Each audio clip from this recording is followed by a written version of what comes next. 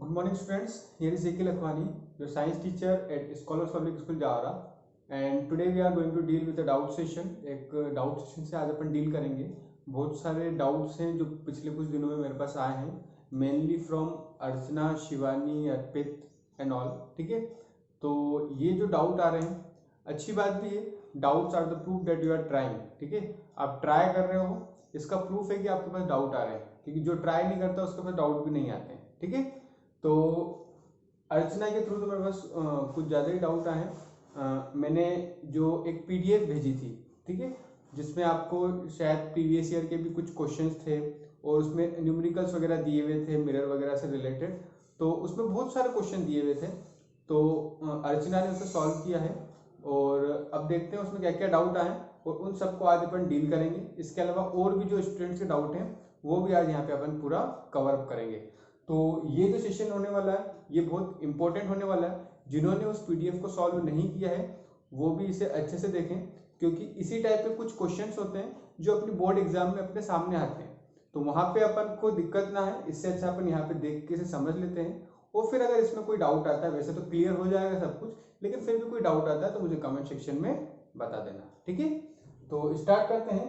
सबसे पहले जो मैंने पीडीएफ दी थी उसमें वेरी शॉर्ट आंसर टाइप जो क्वेश्चन थे, उसमें जो क्वेश्चन नंबर 10 था इसमें डाउट आया है. क्या दिया हुआ है?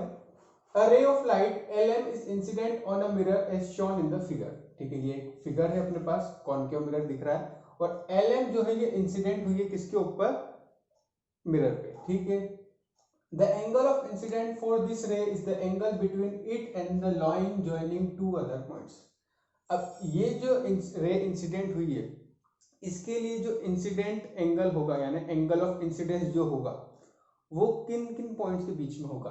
एक तो ये जो दो पॉइंट्स हैं ये LM, और इनके अलावा दो कौन से पॉइंट है जिनको अपन ज्वाइन करेंगे तो अपन को एंगल मिलेगा. जैसे मान लीजिए कि ऐसे होता, कोई भी एंगल बनता है, जैसे ये एक एंगल बना तो ये हो गया ABC. तो इनमें कौन कौन से पॉइंट है जिनके बीच में एंगल बना? AB एंड BC के बीच में एंगल बना, यही एंगल B है. तो इसमें अपन को बताना है कि LM तो एक इंसिडेंट रे है. ठीक है, LM अपने पास दो पॉइंट होगा. अब अपन को एंगल ऑफ इंसिडेंस बताना है. एंगल ऑफ इंसिडेंस किन दो पॉइंट को और ज्वाइन करेंगे तो अपना बन जाएगा. तो इधर एक चीज अपन को पता है कि जो एंगल ऑफ इंसिडेंस होता है वो एंगल ऑफ इंसिडेंस किसके बीच में होता है? इंसिडेंट रे एंड नॉर्मल के बीच में होता है. Incident ray and normal. Normal अपन कहां से ड्रॉ करते हैं? पॉइंट ऑफ इंसिडेंस है. इंसिडेंट कहां हुआ पॉइंट? ये पॉइंट ऑफ इंसिडेंस है. यहाँ पे अपनी इस पॉइंट से अपनी नॉर्मल बनेगी. अब नॉर्मल कहाँ बनती है? मिरर के केस में एक चीज हमेशा ध्यान रखना, जो मिरर के केस में जो अपनी नॉर्मल बनती है, नॉर्मल हमेशा पॉइंट ऑफ इंसिडेंस से अपन को सेंटर ऑफ कर्वेचर पे लाइन ड्रॉ करना पड़ती है. ये कौन सी वाली? ये वाली. ठीक है, तो ये होती है अपनी नॉर्मल. ये क्या होगी? अपनी नॉर्मल. ठीक है, अब इधर मेरी बात सुनिए, क्या दिया हुआ इधर कि LM, और यहाँ पे जब मैंने इसे ज्वाइन कर दिया तो अब ये इंसिडेंट रे और ये नॉर्मल, इन दोनों के बीच में जो एंगल बनेगा वो कौन सा होगा? मेरा angle of incidence. Angle of incidence. ठीक है, अब कौन से दो पॉइंट को मैंने और ज्वाइन किया? ये दो पॉइंट तो ऑलरेडी ज्वाइन थे. अब कौन से दो पॉइंट को ज्वाइन किया? मैंने M एंड C को ज्वाइन किया. तो अपन को इन दो पॉइंट के नाम भी बताना थे. तो आंसर क्या हो जाएगा इसका? इसका आंसर हो जाएगा points M and C. M and C को जब अपन ज्वाइन करेंगे तो ये जो अपना एंगल बनेगा कौन सा? LMC. ये जो एंगल बनेगा ये कौन सा होगा? अपना एंगल ऑफ इंसिडेंस. तो ये वाला क्वेश्चन तो होपफुली क्लियर हो गया होगा. नेक्स्ट क्वेश्चन देते हैं. नेक्स्ट क्वेश्चन में क्या दिया हुआ है अपने पास? इसके बाद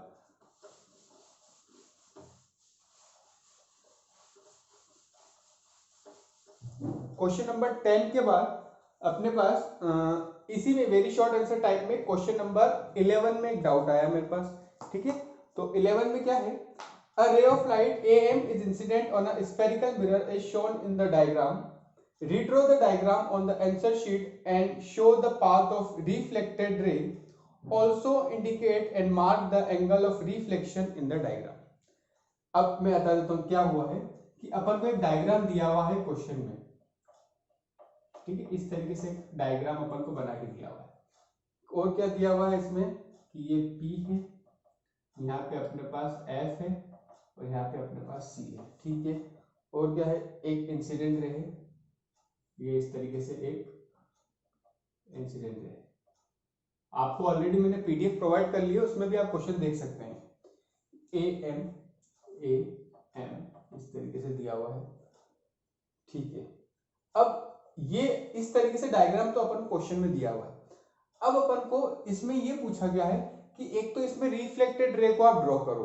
क्या ड्रॉ करो? रिफ्लेक्टेड रे कौन सी होगी वो ड्रॉ करो, और एंगल ऑफ रिफ्लेक्शन को मार्क करना है कि रिफ्लेक्शन का एंगल कौन सा होगा वो अपन को मार्क करना है, ठीक है। तो ये तो क्वेश्चन हो गया। जब आंसर लिखेंगे अपन इसका तो एज इट इज डायग्राम वापस अपन कॉपी कर देंगे, फिर इसी में अपन जो चेंज करना है और अपन कर देंगे। देखिए मेरे को क्या मार्क करना है, रिफ्लेक्टेड रे। तो रिफ्लेक्टेड रे अपन कैसे बताते हैं कि अगर कोई रे पैरेलल आ रही है प्रिंसिपल एक्सिस के तो वो कहां से पास होती है? फोकस से पास होती है। तो रिफ्लेक्शन के बाद कहां से पास हो जाएगी? फोकस से। तो ये हो गई अपनी कौन सी रे? रिफ्लेक्टेड रे, ठीक है। ये कौन सी रे है? अपनी रिफ्लेक्टेड रे, ठीक है। एक चीज और बोली मुझसे कि एंगल ऑफ रिफ्लेक्शन को भी मार्क करो। एंगल ऑफ रिफ्लेक्शन क्या होता है? Angle between reflected ray and normal. Normal और रिफ्लेक्टेड रे के बीच में जो एंगल होता है उसे अपन एंगल ऑफ रिफ्लेक्शन बोलते हैं। तो मेरे को यहाँ पे नॉर्मल भी ड्रॉ करना पड़ेगी। नॉर्मल के लिए मैंने अभी आपको बताया कि जहां पे पॉइंट ऑफ इंसिडेंट रहता है वहां से सेंटर ऑफ कर्वेचर पे एक लाइन ड्रॉ कर दो, वही अपनी नॉर्मल होती है। तो यहां से मैं क्या करता हूँ, ये अपना सेंटर ऑफ कर्वेचर पे इस तरीके से एक लाइन ड्रॉ कर दी जो सेंटर ऑफ कर्वेचर से पास होती जाएगी, ठीक है। तो ये हो गई मेरी नॉर्मल, ये क्या हो गई? नॉर्मल। और इसमें अपन लिख देंगे कि ये कौन सी रे है? Reflected ray. अब एंगल ऑफ रिफ्लेक्शन मार्क करने का बोला है, तो ये वाला जो एंगल है अपना कौन सा? ये रिफ्लेक्टेड रे और नॉर्मल के बीच में ये हो गया मेरा एंगल ऑफ रिफ्लेक्शन, ठीक है। तो इस तरीके से अपन करेंगे तो अपन को पूरा एक नंबर यहाँ पे मिल जाए। अच्छा यहाँ पे एंगल ऑफ इंसिडेंस मार्क करने का बोलते, ये तो अपना क्वेश्चन हो गया यहाँ पे खत्म। मान लीजिए अगर एंगल ऑफ इंसिडेंस मार्क करने का बोलते तो क्या करते? ये इंसिडेंट रे, ये नॉर्मल, ये हो जाता अपना angle of incidence, sorry angle I, ठीक है। तो ये हो जाता अपना एंगल ऑफ इंसिडेंस। तो होपफुली ये जो क्वेश्चन था ये भी अब आपको क्या हो गया? क्लियर हो गया होगा। कौन सा क्वेश्चन था ये? वेरी शॉर्ट का question number 11, very short answer type का क्वेश्चन नंबर 11 था। तो ये भी अब आपको क्लियर हो गया होगा। नेक्स्ट देखते हैं अपन, इसके बाद और क्या क्वेश्चन दिया हुआ है जो डाउट में आया है मेरे पास। सभी के लिए बहुत ज्यादा इंपॉर्टेंट लेक्चर है ये, तो पूरा देखें क्योंकि एग्जाम में अपन को इसी टाइप से क्वेश्चन पूछे जाते हैं। नेक्स्ट है इन अ मिरर, इसी का क्वेश्चन नंबर 12 वेरी शॉर्ट का। इन a mirror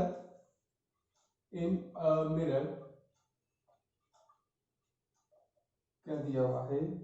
object distance is equal to image distance near the mirror. Object distance is equals to image distance, क्या बताना अपन को? नेम कर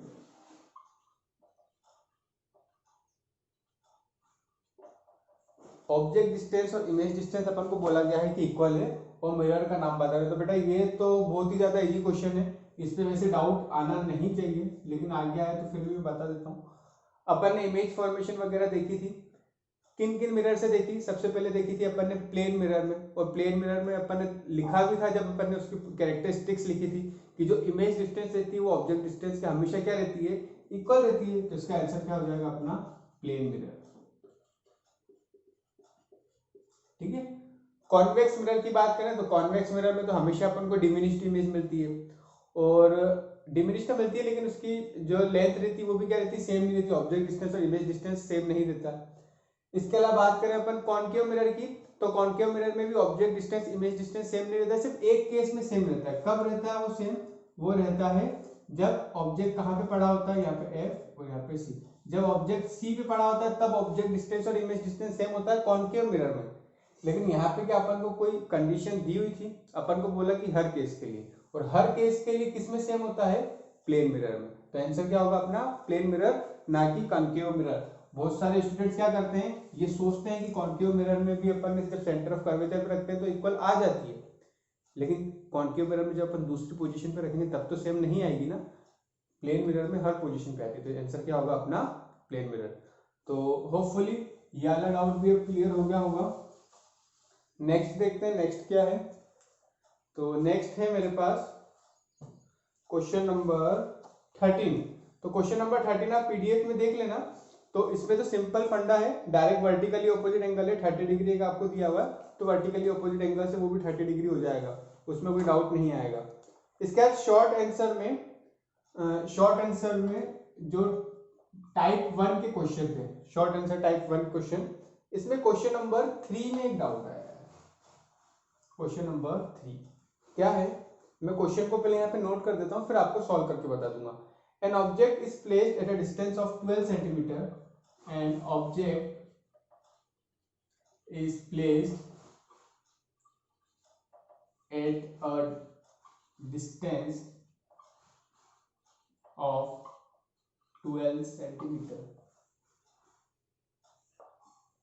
in front of a concave mirror, in front of a concave mirror। ठीक है, कोई दिक्कत नहीं है। It forms a real image 4 times larger than the object. It forms a real image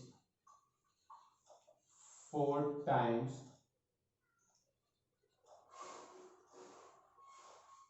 larger than the object। ठीक है, इसके बाद क्या दिया हुआ है, calculate the distance of the image from the mirror. Calculate the distance of the image from the, ठीक है। क्या क्या चीजें दी हुई है अपन को, एक ऑब्जेक्ट है जिसको प्लेस किया at a distance of 12 centimetre, 12 centimetre की दूरी पर एक ऑब्जेक्ट खड़ा है कॉनकेव मिरर से। तो सॉल्यूशन अपन ने लिखना स्टार्ट किया और गिवन डेट लिखा, जो जो दिया हो डायरेक्ट पढ़ पढ़ के अपन लिखते जाएंगे। तो ऑब्जेक्ट डिस्टेंस दिया हुआ है अपन को, ऑब्जेक्ट डिस्टेंस को अपन डिनोट कैसे करते हैं, यू से करते हैं। कितना दिया हुआ है, 12 सेंटीमीटर, तो ये हो गया 12 सेंटीमीटर। और मैंने बताया था ऑब्जेक्ट डिस्टेंस कोई सा भी केस हो हमेशा कैसा लेना है, नेगेटिव लेना है। ठीक है, फिर बोला है it forms a real image 4 times larger than the object. अगर इमेज जो है 4 टाइम्स लार्जर है, मतलब क्या है कि मैग्निफिकेशन की वैल्यू कितनी है, 4। मैग्निफिकेशन एम, देखिए it forms a real image 4 times larger than the object, मतलब जो इमेज है ना वो 4 टाइम्स से लार्जर देन द ऑब्जेक्ट, 4 गुना है ऑब्जेक्ट की साइज की, 4 गुना है इमेज। तो मैग्निफिकेशन कितना हो गया, 4 हो गया। ठीक है, अब एक चीज और देखिए, क्या बोला है, रियल इमेज। रियल कैसी होती है, रियल हमेशा इन्वर्टेड होती है, और रियल एंड इन्वर्टेड के केस में जो मैग्निफिकेशन होता है वो अपन हमेशा कैसा लेंगे, नेगेटिव लेते हैं। ठीक है, फिर बोला है calculate the distance of image from the mirror. अपन को क्या बताना है, डिस्टेंस बताना है इमेज का फ्रॉम द मिरर। ठीक है, तो अपन को मतलब इमेज डिस्टेंस निकालना है, image distance that is v की वैल्यू निकालना अपन को। ठीक है, अपन को पता है, अब देखिए कैसे सॉल्व करेंगे। अपन को क्या पता, अपन को मैग्निफिकेशन का फॉर्मूला पता है। मैग्निफिकेशन क्या होता है, मैग्निफिकेशन m की वैल्यू होती है एक तो h डैश बाय h, और एक और मैंने बताई थी -v बाय u। अब देखिए मेरे पास m की वैल्यू है, ठीक है, v की वैल्यू मेरे को कैलकुलेट करना है और u की वैल्यू भी है। तो अपन m को इसके इक्वल रख के मैं क्या करूंगा, v की वैल्यू यहां से कैलकुलेट कर दूंगा। तो कैसे हो जाएगा, m से अपन अभी सिर्फ कौन सा वाला यूज करेंगे, फर्स्ट और लास्ट वाला, that is m is equal to minus of v by u, इसको मैं यूज करता हूँ। ठीक है, तो यहां से क्या मिलेगा, देखिए m की वैल्यू कितनी है, -4 इज इक्वल टू 4 है ना, is equal to minus of v, v की वैल्यू मेरे को नहीं पता तो -v मैंने ऐसा कैसा लिख दिया, डिवाइडेड बाय u, u की वैल्यू कितनी है, -12। ठीक है, ये देखिए यहाँ माइनस से माइनस तो हो गया कैंसिल। अब यहाँ पे क्या होगा, ये देखिए ये 12 और यहाँ पे 4, तो -4 इंटू 12, 12 यहाँ जाएगा तो टाइम हो जाएगा मल्टीप्लाई में, इज इक्वल टू v। तो तो यहाँ से कितना आ गया -48 इजिकल्स टू v, और क्या लिख देंगे, और v इजिकल्स टू -48 सेंटीमीटर। तो ये आ गई अपने पास डिस्टेंस ऑफ इमेज निकाला थी, तो इमेज डिस्टेंस कितनी आ गई -48 सेंटीमीटर। तो ये अपना यहाँ पे क्वेश्चन सॉल्व हो गया। बहुत इजी है, वैसे डाउट नहीं आना चाहिए, लेकिन आ गया तो अच्छी बात है। Doubts are the proof that you are trying. Next देखते हैं क्या है क्वेश्चन नंबर, अब कौन से में डाउट है, नेक्स्ट क्वेश्चन जिसमें डाउट है वो है अब मेरे पास क्वेश्चन नंबर 5। क्वेश्चन नंबर 5 में भी डाउट है, ये भी जो शॉर्ट आंसर है इसके फर्स्ट टाइप वाले में सही है, क्वेश्चन नंबर 5। तो इसको भी मैं पहले नोट कर देता हूँ, हालांकि पीडीएफ आपके पास ऑलरेडी है, मैंने प्रोवाइड कर दी है, उसमें से आप क्वेश्चन देख सकते हैं। फिर भी मैं सॉल्व कर रहा हूँ, मैं यहाँ पे क्वेश्चन एक बार नोट कर देता हूँ। The linear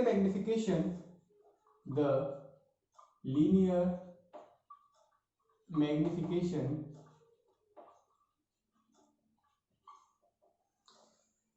produced by a spherical mirror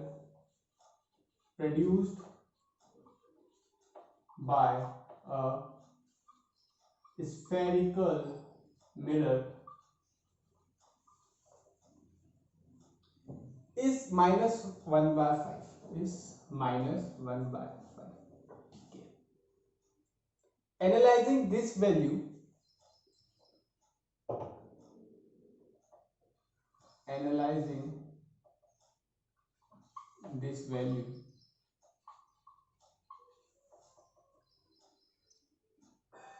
state the, क्या क्या बताना है, first type of spherical mirror,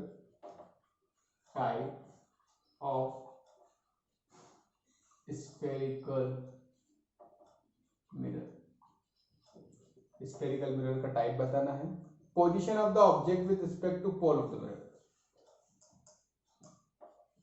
position of the object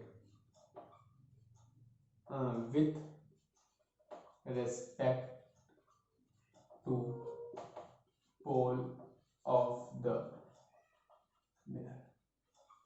ठीक है, क्या दिया हुआ है यहाँ पे अपने पास, यहाँ पे भी बोला गया है कि जो लीनियर मैग्निफिकेशन है जो एक स्फेरिकल मिरर द्वारा प्रोड्यूस किया गया वो कितना है -1/5। तो मेरे को दिया हुआ है n की वैल्यू है -1/5। ठीक है, आगे समझ में। इस वैल्यू को एनालाइज करो और बताओ कि स्फेरिकल मिरर कौन सा है, टाइप ऑफ स्फेरिकल मिरर, कौन सा स्फेरिकल मिरर यहाँ पे यूज हुआ है। तो इधर देखिए m की वैल्यू नेगेटिव है, m की वैल्यू नेगेटिव मतलब नेगेटिव हमेशा अपन को पता है कि किसके लिए होता है, real and inverted, real and inverted के लिए होता है। अच्छा, मिरर कैसा है, स्फेरिकल। स्फेरिकल में दो टाइप अपने पास, एक कॉनकेव मिरर, एक कॉन्वेक्स मिरर।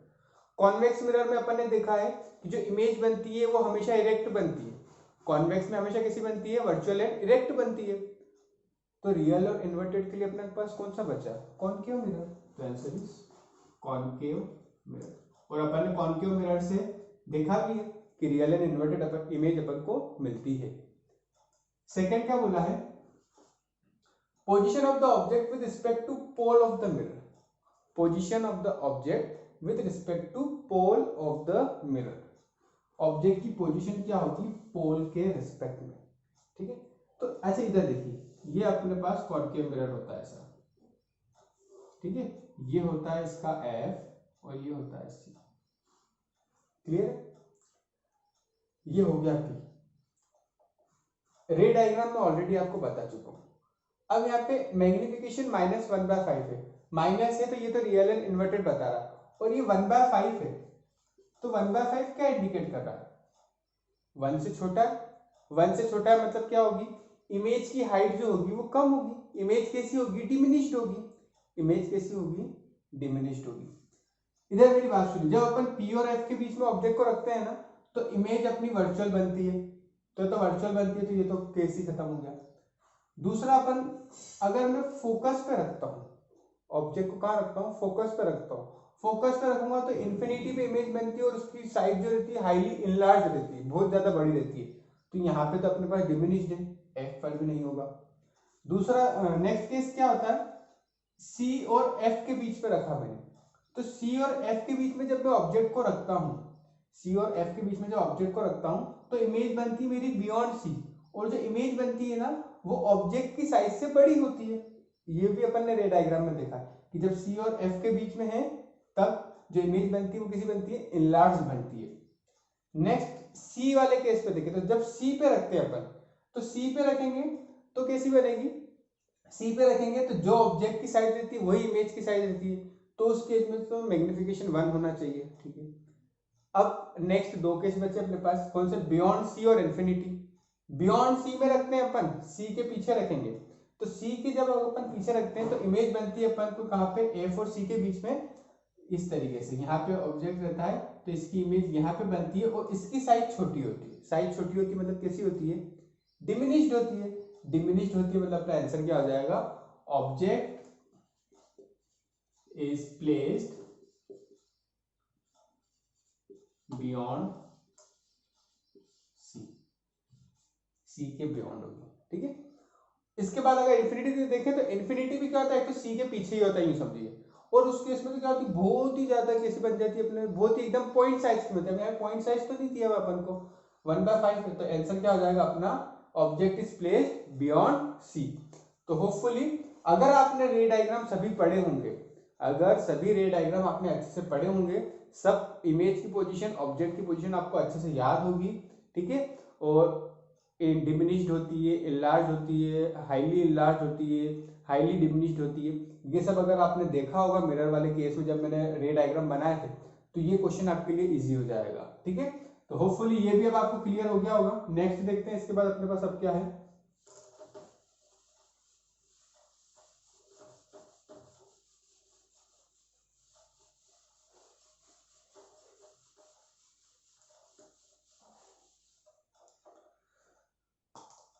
नेक्स्ट है question number 1 from the short answer type 1। Short answer जो टाइप के सेकंड टाइप के हैं थोड़ी, इसमें से क्वेश्चन नंबर 1, इसमें डाउट है, देखते हैं इसमें क्या है। Find the position of an object, find the position of an object, object की पोजीशन बताना है,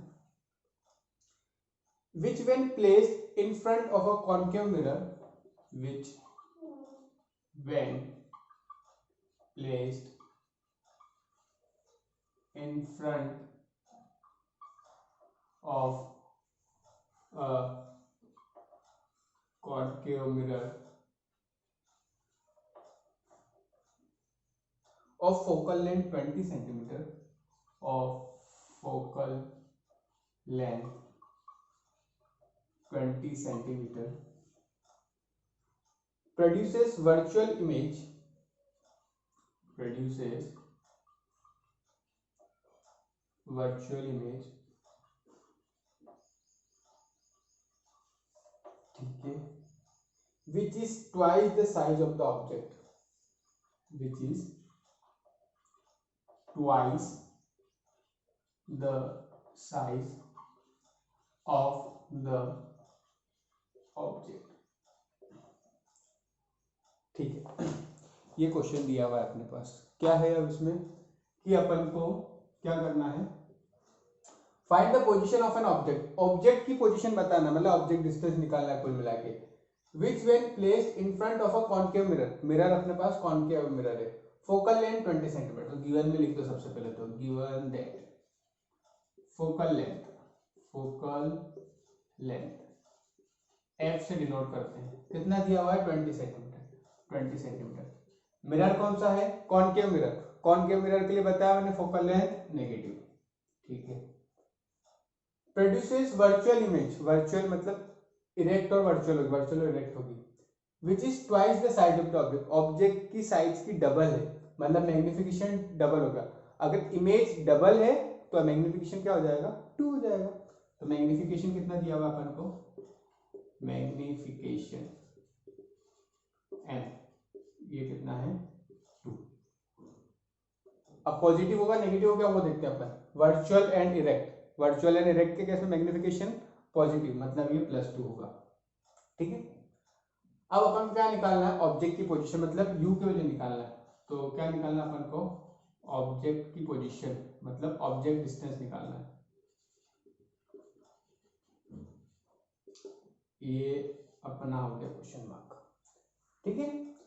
अब अपन पास ये वैल्यू दी हुई है, फोकल लेंथ है, मैग्निफिकेशन है और ऑब्जेक्ट डिस्टेंस अपन को निकालना है। कैसे निकालेंगे, तो इधर देखिए मैग्निफिकेशन में क्या होता है अपने पास, m is equals to, formula अपन ने देखा, एक तो h डैश बाय h होता है और h और h डैश दोनों मेरे पास नहीं है, तो और एक और क्या होता है माइनस v बाई यू, तो माइनस v बाय यू मैंने यहाँ पे पुट किया, ठीक है।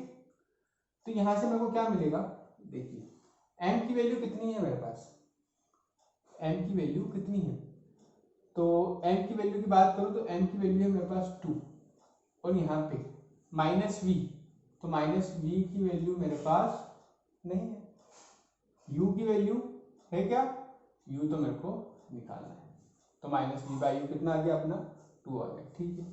इसको अपन ऐसा रख देते हैं। अच्छा इसमें एक चीज और कर देते हैं, क्या कर देते हैं कि जो माइनस वी बाई यू है ना, इसमें मैं क्या करता हूँ वैल्यू निकाल देता हूँ किसकी, ये माइनस वी की वैल्यू हो जाएगी मेरे पास 2u, आया क्या समझ में, ये माइनस वी ऐसा कैसा, इस u को इधर पहुंचा दिया तो कितना आ गया 2u आ गया, क्लियर, ठीक है।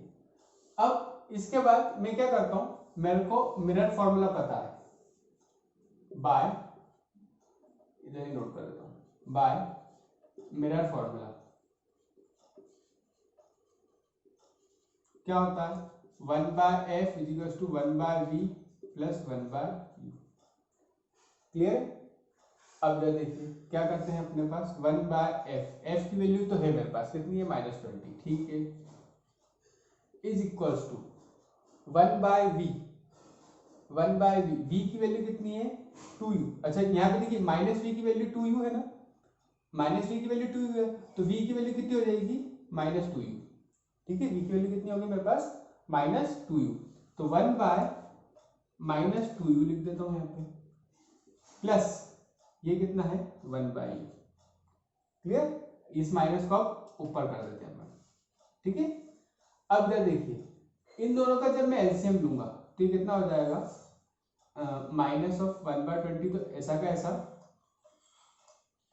Is equal to LCM 2u और u का अपन एलसीएम लेंगे तो कितना आ जाएगा मेरे पास 2u, अब 2u 1 टाइम 2u होता है तो ऊपर वाले को 1 से मल्टीप्लाई करना है तो कितना हो जाएगा -1, प्लस u को 2 से मल्टीप्लाई करूंगा तो मेरे पास 2u आएगा, तो ऊपर वाले को न्यूमरेटर को 2 से मल्टीप्लाई कर देंगे तो 1 into 2 कितना हो जाएगा 2 हो जाएगा, क्लियर। अब इसके आगे क्या होगा, यहाँ पे देखिए ये हो गया मेरे पास -1/20 is equal to 2 - 1 1 divided by 2, clear. अब क्या करते हैं अपन, अब यहां से मैंने क्या किया 2u को उधर पहुंचा देता हूं तो हो जाएगा -2u और इस 20 को उधर ले आता हूं तो हो जाएगा 20, ठीक है। तो यहां से वैल्यू आ जाएगी मेरे पास minus of u is equal to 20/2, तो हो जाएगी minus of u is equal to 10 और यहां से u की वैल्यू कितनी आ जाएगी मेरे पास -10 सेंटीमीटर, ठीक है। और अपन को निकालना क्या थी, अपन को find the position of the object, object की पोजीशन ही निकालना थी तो माइनस करना थी। एक बार और एक्सप्लेन कर देता हूँ, अच्छे से देख लो, फोकल लेंथ 20 दी हुई है -20, मैग्निफिकेशन +2, ऑब्जेक्ट डिस्टेंस नहीं पता जो अपन को कैलकुलेट करना है, m की वैल्यू अपन को पता है क्या होती है minus of v by u, m कितना है 2, v की वैल्यू -v तो एज इट इज और u भी एज इट इज लिखा है मैंने, तो यहाँ से देखिए v u को जब उधर पहुंचाऊंगा तो कितना हो जाएगा 2u हो जाएगा, 2u is equal to -v, 2u is equal to -v, तो v is equal to -2u हो जाएगा, साइन को मैंने चेंज कर दिया। मिरर फॉर्मूला अपन को पता है 1/f is equal to 1/v plus 1/u, तो 1/20 is equal to minus of 1/2u, v की वैल्यू कितनी है -2u, तो कितना हो गया minus of 1/2u plus 1/u, ये u है ना। अब इधर देखिए this implies minus of 1/20 as it is 2u और u का एलसीएम लिया तो कितना आया, ये u है ना, 4 मत समझना, इट इज u, इधर भी थोड़ा u सही कर देता हूं, ठीक है। तो ये 2u हो गया एलसीएम, अब 2u 1 टाइम्स 2u होता है तो ऊपर वाले को 1 से मल्टीप्लाई करना है तो -1 into 1 -1 प्लस u into 2 करूंगा तो 2u आएगा, तो न्यूमरेटर को 2 से मल्टीप्लाई किया तो कितना आ गया 2 आ गया, इतना क्लियर। अब इसके बाद क्या किया है, just -1/20 as it is, 2 - 1 1/2u, तो यहाँ से अपने पास u की वैल्यू कितनी आ जाएगी, -10 सेंटीमीटर। तो होपफुली ये डाउट भी क्लियर हो गया होगा, अब इसमें कोई डाउट नहीं होगा। इसके बाद अब देखते हैं और कोई डाउट बचा है क्या जो मुझसे पूछा हो अर्चना ने। तो इसके अलावा और कोई डाउट नहीं है, ठीक है। तो होपफुली बाकी सब क्वेश्चन तो आपने सॉल्व कर दिए होंगे, जो लॉन्ग आंसर वाले भी हैं, इसके अलावा जो न्यूमेरिकल वगैरह मैंने आपको दिए थे, शॉर्ट आंसर के फर्स्ट टाइप, सेकंड टाइप और वेरी शॉर्ट आंसर, तो वो सब आपने कर लिए होंगे। अब इसके बाद एक जो अर्पित का डाउट आया था उसमें क्या था कि अपेर्चर क्या होता है, व्हाट इज अपेर्चर। तो बेटा अपेर्चर का मतलब ये होता है, देखिए ये क्या है, लेंस है, तो लेंस से अपन ने देखा कि रिफ्रैक्शन होगा, क्या होगा, रिफ्रैक्शन होगा। तो लेंस का वो पूरा एरिया है जो रिफ्रैक्शन कर सकता है ना, the part of the area of the lens, lens का वो एरिया है, कितना एरिया से रिफ्रैक्शन हो सकता है, उसी को अपन बोलते हैं aperture. The part of the lens या the area of the lens which is available for refraction, lens का वो एरिया जिससे रिफ्रैक्शन हो सकता है उसको अपन क्या बोलते हैं, अपेर्चर बोलते हैं, ठीक है। इसके बाद जो मैंने रूल्स बताए थे उसमें भी थोड़े से डाउट थे, ये O F1 C1 F2 C2, ठीक है। तो इधर देखिए मैंने क्या बोला कि कोई भी रे अगर पैरेलल आई है तो इधर मेरी बात सुनिए बेटा, इधर जो होता है ना, इधर रिफ्रैक्शन होता है, रिफ्रैक्शन में रिफ्लेक्ट नहीं होगी लाइट, रिफ्रैक्शन में क्या होगा, रिफ्लेक्ट नहीं होगी, रिफ्रैक्शन में लाइट जो जाएगी वो कैसी जाएगी, आगे की तरफ ही जाएगी, कैसी जाएगी, आगे की तरफ। तो अगर ये इंसिडेंट हुई है तो मैंने क्या बोला पैरेलल, तो क्या होगी, पैरेलल फोकस से पास होगी। अब अगर मैं इस फोकस से पास करूंगा तो इधर रिफ्लेक्ट होगी, मेरे को रिफ्लेक्ट थोड़ी करवाना है, मेरे को तो रिफ्लेक्ट करवाना, तो वो इस फोकस से पास होगी। आया समझ में। तो होपफुली ये चीज अब क्लियर हो गई होगी। नेक्स्ट इसी में क्या था कि जैसे सेकेंड वाले रूल में था कि ये मेरा optical centre F1 C1 F2 C2 कि अगर कोई रे ऑलरेडी कहां से पास होगी, फोकस से पास होगी, तो फोकस से इंसिडेंट आ रही तो इंसिडेंट को तो अपन फोकस से पास करेंगे, तो इंसिडेंट तो हमेशा कहां से आती है, लेफ्ट हैंड साइड से, तो लेफ्ट हैंड साइड में फोकस यही तो है, यहां से पास करेंगे तो बीच में से अगर वो लेंस से निकल जाएगी तो वो तो ऑलरेडी यहीं से रिफ्लेक्ट हो जाएगी, यहां से फोकस से पास हुई है, ये F से पास हुई है, ठीक है। तो जब F से पास हुई है तब अब फोकस से पास होने के बाद जब लेंस पे आएगी तो लेंस से रिफ्लेक्ट होगी तो पीछे थोड़ी जाएगी, पीछे जाएगी तो रिफ्लेक्ट हो जाएगी, ये यूं थोड़ी जाएगी, यूं भी जाएगी तो क्या हो जाएगी, रिफ्लेक्ट हो जाएगी। अपन को क्या करवाना है, रिफ्रैक्शन करवाना, तो रिफ्रैक्शन के लिए आगे ही जाएगी, और आगे जब जाएगी तो वो क्या हो जाएगी, पैरेलल इस तरीके से हो जाएगी, ठीक है। ये दोनों डाउट थे। बाकी थर्ड वाले में तो जो ऑप्टिकल सेंटर था उसमें तो कोई डाउट था ही नहीं, वो तो बहुत ईजी है, डायरेक्ट वो अनडेविएटेड पास हो जाती जब ऑप्टिकल सेंटर से पास होती तो होपफुली ये जितने भी डाउट थे आपको क्लियर हो गए होंगे। तो अभी भी अगर कोई डाउट आता है तो मुझे कमेंट सेक्शन में बता दें, और क्वेश्चन को आप घर पे बैठ के सॉल्व करते रहिए, जब तक आप सॉल्व नहीं करेंगे आपको डाउट नहीं आएंगे, और डाउट जब तक आप क्लियर नहीं करेंगे तो आपको आगे जाके एग्जाम्स में दिक्कत आएगी। तो अभी अपन भले अच्छा टाइम लेके अपन चैप्टर पढ़ रहे हैं, मैं चाहता था कि जो लाइट का चैप्टर है आपका 7 से 8 लेक्चर में खत्म कर देता, लेकिन होता क्या उसमें आपको समझ में नहीं आता, plus examination point of view से भी आप थोड़ा सा पीछे हो जाते हैं। तो मैं वो नहीं चाहता हूँ कि आप एग्जामिनेशन पॉइंट ऑफ व्यू से पीछे हो, अपन को एग्जाम को भी ध्यान में रखते हुए ही चलना है और अच्छे से तैयारी करना है। तो ऑल द बेस्ट, सॉल्व करते रहिए, थैंक यू।